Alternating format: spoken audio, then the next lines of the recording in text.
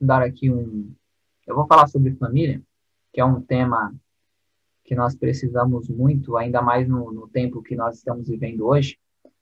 E quando eu comecei a ler, né, sobre família, ainda mais com espírito de profecia, como aqui todos são adventistas, então não teremos problema quanto a isso, iremos usar bastante textos, né, inspirados e também a Bíblia, tá?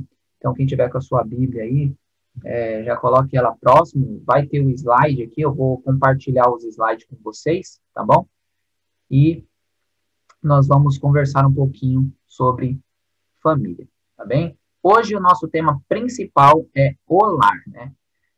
Tá bem? E a pergunta-chave é: como blindar uma das coisas mais importantes desse mundo?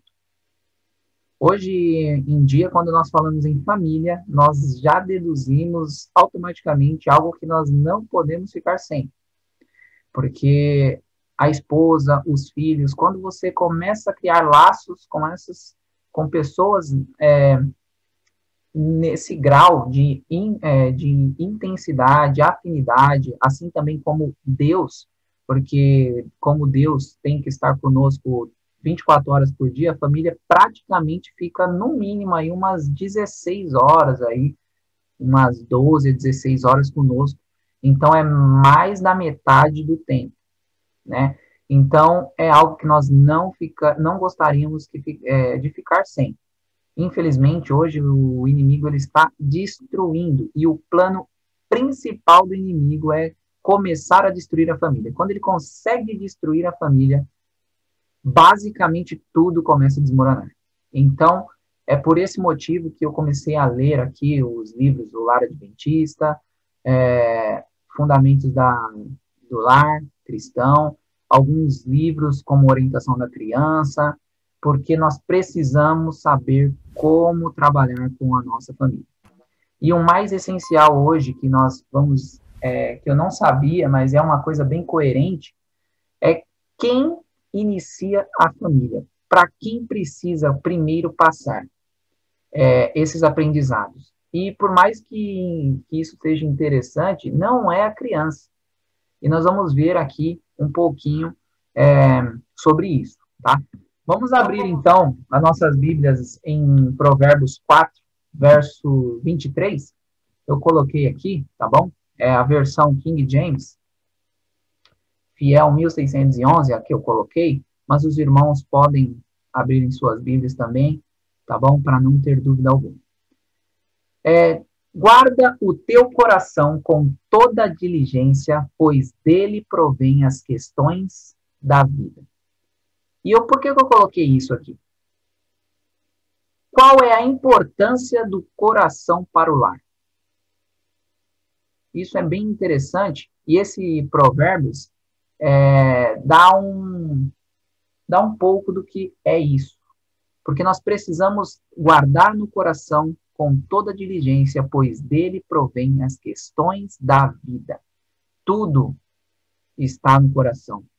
Então, basicamente, precisamos, infelizmente, o coração é enganoso, porque a nossa natureza é pecaminosa, a nossa natureza é horrível.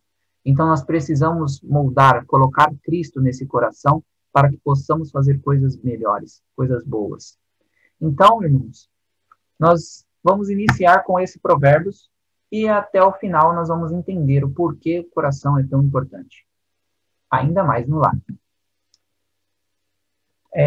A importância do lar para tudo. Lar Adventista, página 15, primeiro parágrafo diz: o coração da sociedade, da igreja e da nação é o lar. E é por isso que eu coloquei Provérbios 4, versos 23. Porque o coração da sociedade, da igreja e da nação é o lar. O êxito em tudo depende da influência familiar. Tudo, irmãos, tudo que você vê começa no lar. E é por isso que o inimigo está irado. e está querendo destruir as famílias. Porque tudo começa no lar. Se ele destrói a família, basicamente tudo, a chance de dar tudo errado é muito maior. Então nós vemos essas pessoas que, infelizmente, vão para as drogas ou vão para o crime. Alguma coisa errada no lar aconteceu. Alguma coisa. Alguma coisa que às vezes nós não entendemos.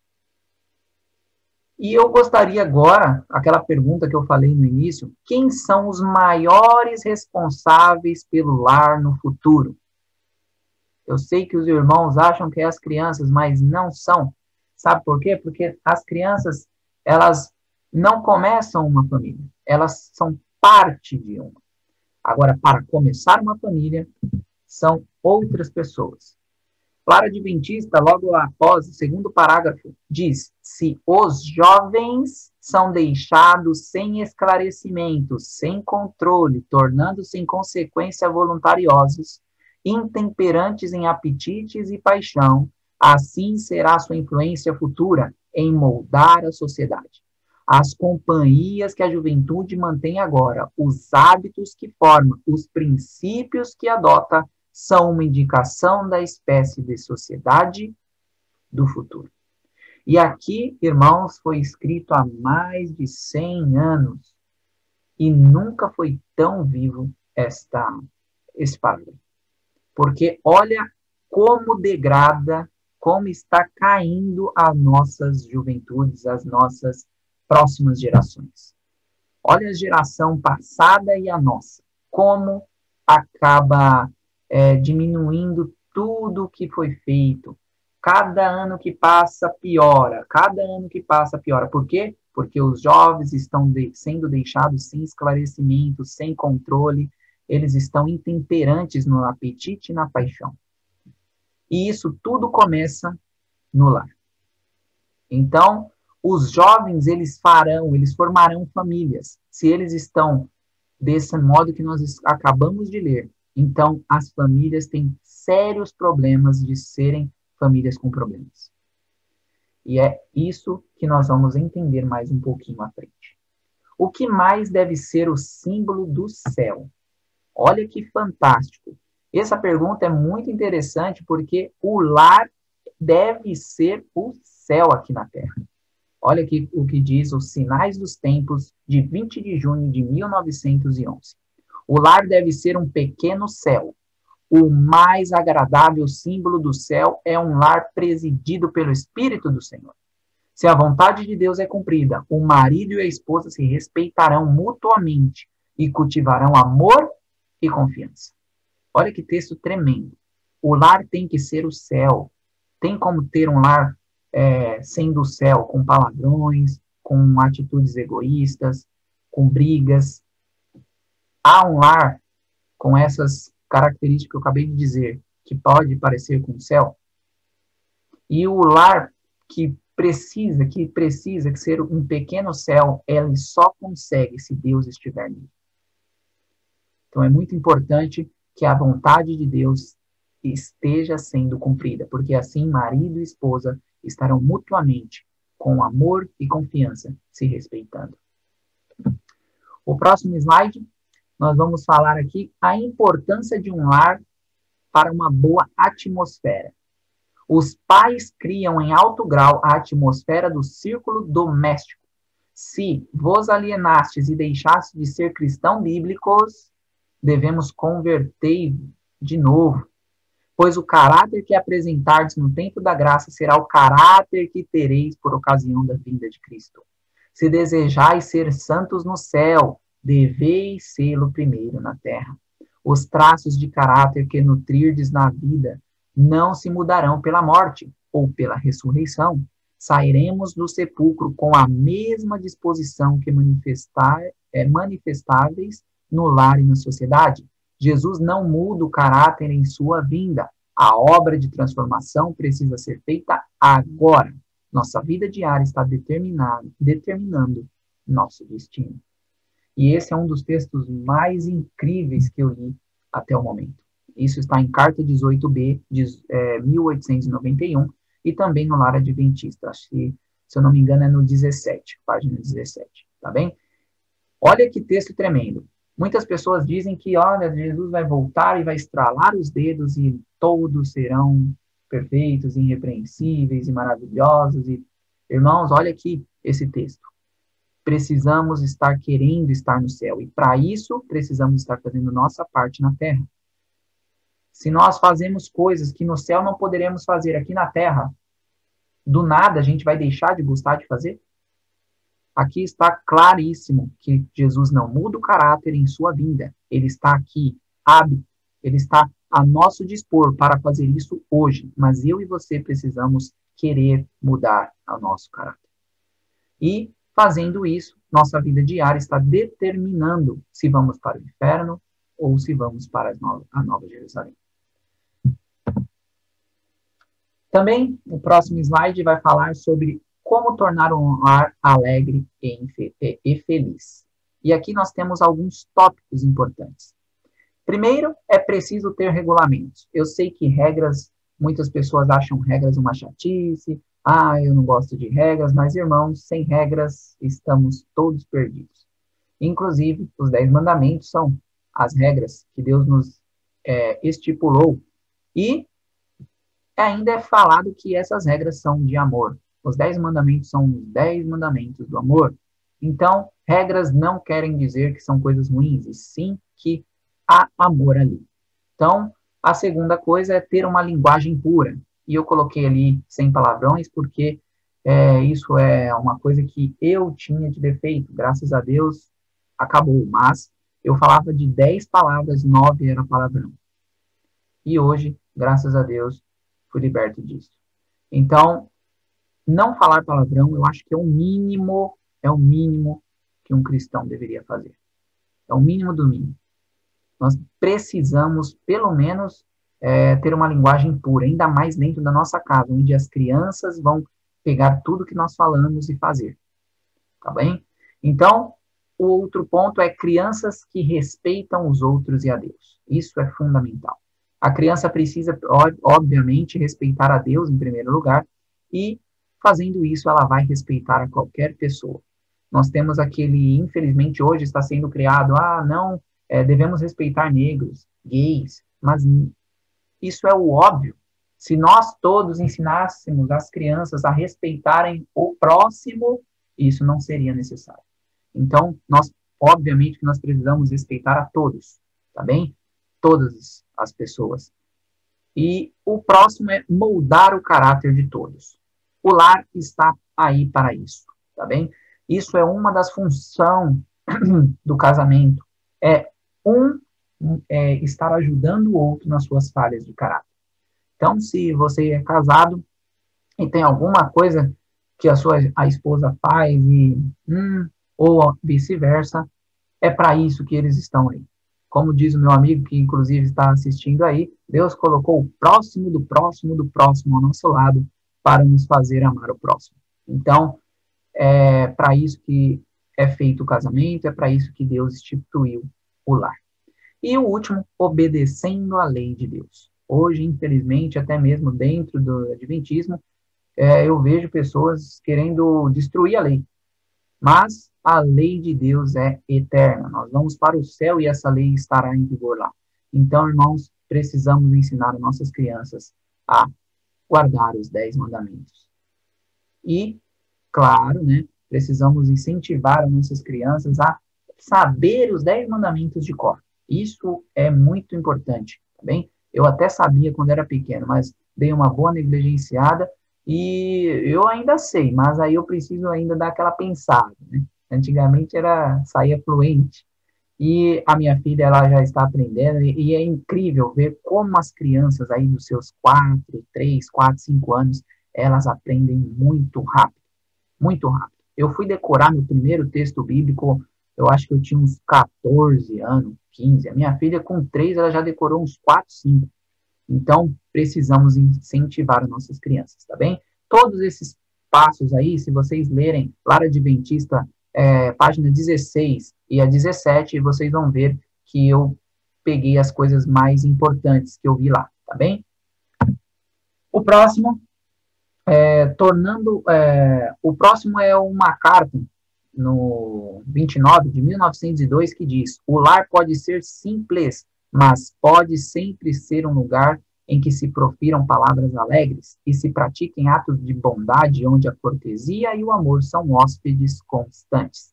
Aqui é só mais uma reafirmação do que nós lemos agora há pouco sobre palavrões, sobre palavras alegres, sobre bondade, sobre amor, cortesia. Nós devemos prezar por coisas que Deus preza, tá bem? E evitar algumas coisas que nós vamos ver mais à frente. Eu acho que, inclusive, nós vamos ver no próximo, tá bem? Olha o que diz essa citação de Heaven and Harold, de julho de 1901.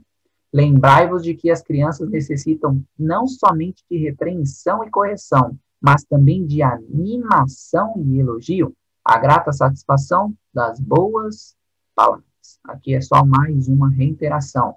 Nós temos que saber também o elogio, tá? Nós sabemos que nós não devemos ter o orgulho.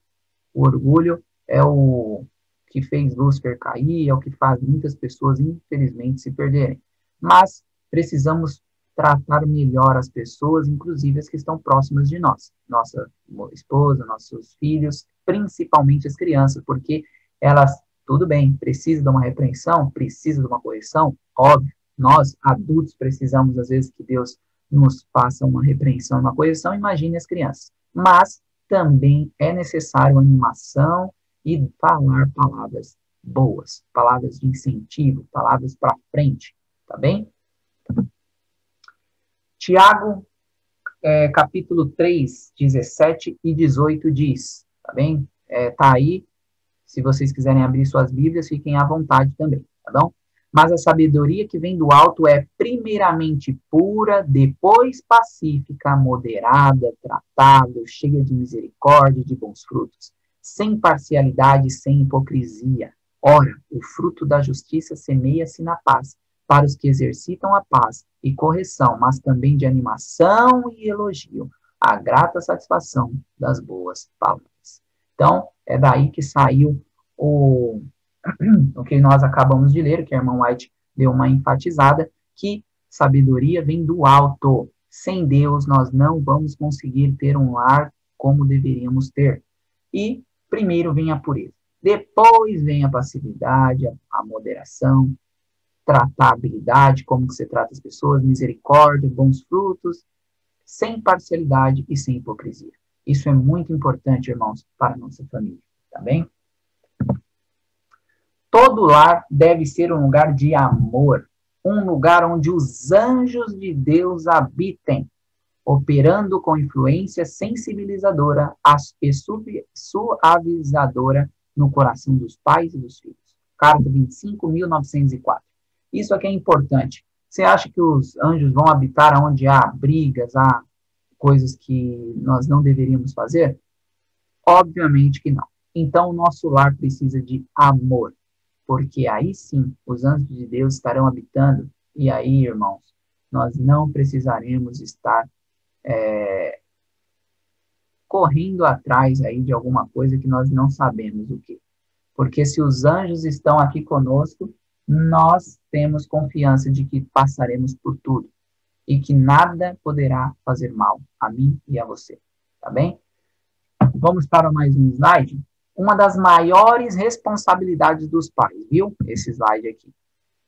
The Heaven and Harold, 9 de outubro de 1900, diz: toda família cristã deve mostrar ao mundo o poder e a excelência da influência cristã.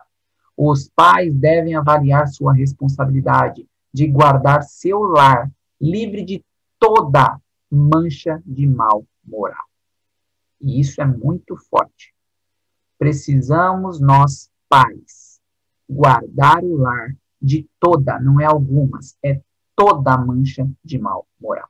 E quando nós se referimos à moralidade, é porque é algo que pode nos fazer perder a salvação. Lembrando que os 10 mandamentos são nossa lei moral. Então, se não guardamos de manchas de mal moral, quer dizer que está negligenciando nossa lei moral e consequentemente, estaremos longe de Cristo e os anjos não estarão na nossa família. Então, precisamos guardar de todo mal. Um exemplo básico. Tome cuidado com o que os seus filhos assistem. Isso é uma forma de livrar de toda mancha de mal moral, tá bem? Esse é um dos exemplos, mas assiste, ouve, tem muitas coisas, às vezes um brinquedo, alguma coisa que, não, que se você for pesquisar a história, não tem nada a ver com religião, com Deus. Então, todas essas coisas nós devemos estar livrando da nossa casa, tá bem? Onde deve ser o lugar mais atrativo do mundo? Olha o que diz em The Hebden Herald, de fevereiro de 1886. Ao passo que estão sobre os pais pesadas responsabilidades quanto a proteger cuidadosamente a futura felicidade e os interesses de seus filhos, é também dever se tornar o lar o mais atrativo possível. Isso é de importância incomparável, maior do que adquirir propriedades e dinheiro. Não deve faltar alegria ao lar. Olha que maravilha. Ter um lar atrativo, ter alegria no lar, é maior do que ter várias propriedades e dinheiro. E olha que ali diz incomparavelmente, não dá nem para comparar. Isso é o que Deus está nos dizendo, irmãos. Precisamos ter um lar atrativo. Precisamos fazer o culto familiar que nós vamos ver mais para frente, mas o culto familiar atrativo para nossos filhos. Lógico que eu não estou falando atrativo de a gente colocar aqui coisas do mundo não, mas tem a forma correta. Inclusive, eu recomendo os irmãos a lerem O Lar Adventista. Que livro maravilhoso. Que livro fantástico. Tem tudo lá. E nós vamos passar por alguns pontos desse livro. Tá bem? Qual é o papel da mãe na atratividade? Nós temos, por mais... A mãe, ela sempre tem a carga mais forte quando se fala de filhos. Né? Porque a mãe acaba dando à luz, que deve ser uma dor bem complicada. A mãe tem que amamentar, a mãe tem que cuidar, porque é ela que fica a maior parte do tempo em casa, o marido deveria, ou a grande maioria está no trabalho, a mãe fica com um dos fardos maiores, né? Ainda bem que vocês aguentam, porque na Bíblia diz que Deus não dá fardos maiores do que nós podemos aguentar. Então, se você é mãe, é porque você aguenta esse fardo, você aguenta essa bênção. Não é nem fardo, é uma bênção, né? E olha o que diz. O lar deve ser para as crianças o mais atrativo lugar do mundo, e sua maior atração deve ser a presença da mãe. As crianças têm natureza sensível e amorosa. Facilmente se consegue agradá-las e facilmente também se sentem infelizes. Mediante uma disciplina branda com palavras e atos amáveis, as mães podem unir os filhos ao seu coração. Isso está em Ciência do Bom Viver, página 388. Eu achei muito, muito legal isso, de saber que a presença da mãe é uma atratividade para a criança. E é por isso que as mães têm esse dom. Deus dá esse dom. Para mim, ser mãe é um dom. Eu não sou mãe, mas sou pai, e eu acredito que as mães reconhecem que é um dom de Deus. Então, a presença da mãe, a criança, e a sua natureza, porque a mãe tem uma natureza sensível e amorosa, é isso que vai fazer uma total diferença na vida dos filhos. Por isso que Deus fez o homem e a mulher. Porque um tem uma natureza, outro tem outra natureza, e as duas juntas deveriam, né, pelo menos, se colocarmos Deus em primeiro lugar, fazer pessoas melhores e outras famílias melhores e lares melhores. Tá bom? Nós estamos fazendo aqui um panorama de algumas coisas sobre o lar, porque nós estamos falando muito sobre criança, mas nós vamos falar mais sobre criança um pouco mais avante, tá bem?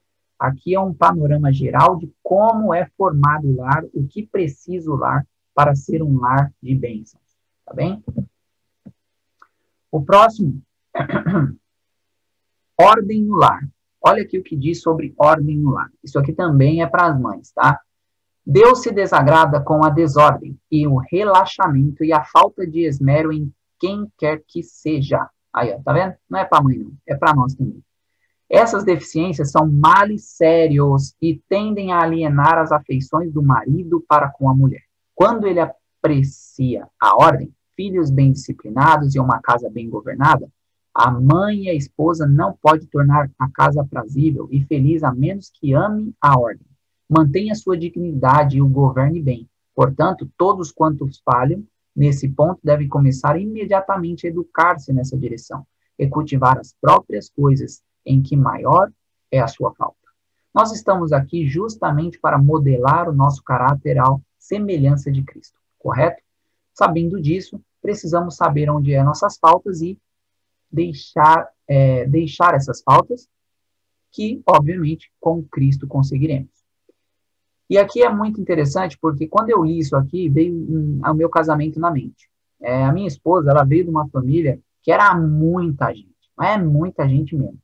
Ela tem 7 tios, e aí tinha a avó dela, que ela morava na casa dos avós, aí os tios têm, logicamente, primos, então a casa não era muito organizada.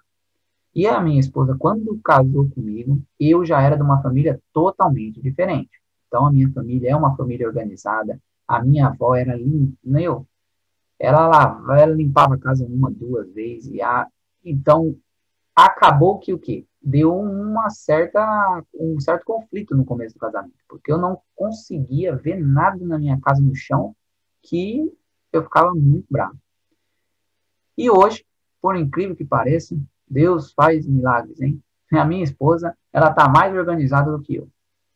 Agora a casa não fica de jeito nenhum desorganizada e ela, obviamente, né, por meio de Cristo, conseguiu deixar essa falta que ela tinha. E amém por isso. Então, casa desorganizada não é uma coisa boa, tá bem? Olha uma coisa interessante que ninguém colocou na ponta do lápis, mas eu fiquei de queixo caído quando eu soube. Vocês sabiam que lavar, passar, varrer, deixar a casa limpa é mais importante do que um anjo vindo aqui profetizar para um profeta? Olha o que diz em Lar Adventista 24, parágrafo 2. Todo serviço que fazemos e que é necessário ser feito, seja lavar louça, pôr a mesa, cuidar de doente, cozinhar ou lavar, é de importância moral. Quando é importância moral, irmãos, quebra os 10 mandamentos se nós não estivermos fazendo. As humildes tarefas que estão diante de nós devem ser executadas por alguém. E os que a fazem devem sentir estarem realizando uma obra necessária e honrosa, e que em sua missão, por humilde que seja, estão fazendo uma obra de Deus, tão certo como a que estava Gabriel quando enviado aos profetas. Olha isso, irmãos. A mesma importância de Gabriel ao profeta é eu e você fazendo a nossa casa ser limpa. Colocando a mesa, lavando a louça, cuidando de doente, cozinhando, lavando, não importa, irmãos. O que nós estivermos fazendo, se nós estivermos fazendo de humildade, de coração para Deus, é da mesma forma que Gabriel quando desceu para falar com Daniel. Olha que lindo. Maravilhoso, né? Quando eu li isso aqui, eu fiquei bem feliz. Como se inicia uma família? E aqui que vamos chegando aqui no finalzinho do nosso ponto, deixa eu até ver a hora aqui, já estou até atrasado. Chegando no finalzinho do nosso ponto aqui, onde se inicia o lar? Gênesis 2:24 diz, por isso o homem deixará seu pai e sua mãe e se apegará à sua mulher, e eles serão uma carne, uma só carne, como diz em algumas versões. Essa é a versão King James. Então, irmãos, inicia-se uma família com um homem e uma mulher. Por mais que a sociedade queira reverter isso, queira colocar isso em xeque, é provado cientificamente que homem e mulher fazem pessoas, fazem crianças. Então, Deus fez o primeiro casamento.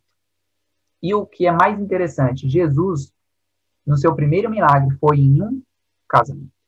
De tão importante que é a família, irmãos. Deus fez a família. E Ele quer que eu e você cultivemos uma família que seja o pedaço do céu. Porque se nós fizermos isso com nossos filhos farão uma família boa, maravilhosa, igual a que nós tivermos feito. E assim vai. E vai crescendo. Uma família vai fazendo outra família melhor, até chegar numa geração que seja melhor. Mas, ao invés de nós estarmos querendo progredir, nós estamos regredindo. E, infelizmente, isto é porque não estamos tão com Deus assim como nós pensamos. Como Deus é honrado pelo lar. Olha esse último texto. Pais e mães que põem a Deus em primeiro lugar na família e ensinam os filhos a considerar o temor do Senhor como o princípio da sabedoria, glorificam a Deus diante dos anjos e dos homens, oferecendo ao mundo o espetáculo de uma família bem dirigida e bem educada. Uma família que ama e obedece a Deus e contra ele não se rebela. Cristo não será um estranho numa família assim. Seu nome ser-lhe-ás familiar e o reverenciarão e glorificarão. Amém? Bom, com esse texto final, colocando Deus em primeiro lugar, se você é pai, se você é mãe ainda, ou se está pensando em ser, irmãos, coloque Deus em primeiro lugar. Nós só vamos conseguir uma família excelente se nós colocarmos Deus em primeiro lugar. Se nós colocarmos os nossos desejos enterrados e colocar assim Cristo vive em mim. E assim nós teremos uma família bem dirigida e educada. Uma família que ama a Deus e que não se rebela contra Ele. E Cristo não será estranho em nossa família. Ele será, sim, um familiar. E é isso que eu desejo para cada um de nós. Que nós consigamos ter Cristo como um familiar. Eu espero que os irmãos tenham gostado desse pequena introdução, né? É muita coisa que nós vamos lendo, vamos tentando colocar, mas, em geral, irmãos, o lar deve ser um pedaço do céu. As crianças precisam ser educadas e as crianças precisam temer a Deus. E, claramente, nós precisamos estar com Deus em primeiro lugar em nossas vidas. Com Deus em primeiro lugar, tudo vai se resolver. É difícil vermos tantas pessoas com problemas aqui, problemas ali, mas é simples. Coloque Deus em primeiro lugar e você não vai mais achar que está tão difícil assim, tá bem? Na próxima quarta-feira, nós vamos falar sobre alguns assuntos interessantes. Nós vamos falar sobre mal e boa influência, tá? O que pode acontecer com nossos filhos se nós tivermos boas e más influências. Nós vamos ter um argumento contra o descrente. Tem um argumento que nenhum descrente consegue ir contra. Olha isso, hein? Um argumento que não tem como descrente ir contra ele. E também vamos falar sobre lar, luz aos vizinhos e o cristianismo no lar, tá bom? Esses são alguns temas de que nós vamos se aprofundar na próxima quarta-feira, tá? Eu espero os irmãos aqui na próxima quarta-feira, às 20 horas, tá bem? Senhor, meu Deus, obrigado, Pai, por esta maravilhosa mensagem, Senhor. Que possamos estar aqui abertos a receber os seus conselhos, as coisas que o Senhor deseja para cada um de nós. Que nossos filhos possam ser pessoas melhores a cada dia, para que formem lares melhores e para que estejam muito em breve contigo nas mansões celestiais. Que o Senhor possa estar nos motivando a cada dia a deixarmos as coisas do mundo e aprendermos as coisas que o Senhor quer que aprendamos. Se nós não começarmos a deixar as coisas que nós queremos, que nós gostamos aqui, não vamos conseguir estar no céu sem elas. Que o Senhor nos ajude, Pai, a destruir o nosso eu e colocar Cristo em nosso coração, como vimos no primeiro texto. Guarda no teu coração, porque tudo o que fizermos vai vir dele. Então, que o Senhor nos ajude a moldar esse coração falho e enganoso para um coração de verdade. Fique conosco, nos dê uma ótima noite, fique protegendo a todos que estão aqui nesse Zoom e também os seus amigos e familiares. Perdoe nossas falhas e nossos erros e nos dê um ótimo final de noite e também de semana. Temos aí a quinta e a sexta, para que o Senhor fique conosco. Perdoe nossas falhas, é o que eu te peço em nome do seu Filho amado Jesus. Amém.